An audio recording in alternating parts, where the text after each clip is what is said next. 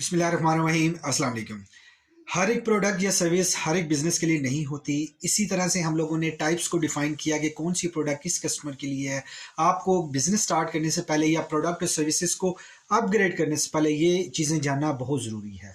हम लोगों ने लास्ट वीडियो में एक टाइप को डिस्कस किया। अगर आपको इसी तरह से मैं रील्स में जो one by one type discuss करूंगा, लेकिन एक वीडियो में आपको चाहिए कंप्लीटली, तो आप मुझे कमेंट्स कर सकते हैं ताकि आपको तमाम तरह एक वीडियो के अंदर तमाम तरह टाइप्स को शेयर कर किया जा सके। अगर आप न्यू हैं तो प्लीज़ चैनल को सब्सक्राइब करें, नोटिफिकेशन बेल आइकन जरूर ऑन करें ताकि आपको बर वक्त वीडियो का पता चल सके।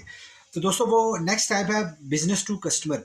अब कस्टमर के अंदर कैटेगरीज आ जाती हैं कि इंडिविजुअल लेवल पे आप उसको सेल कर रहे हैं या ग्रुप ऑफ पीपल जहाँ पे अवेलेबल हैं कस्टमर, वो उनको सेल कर रहे हैं।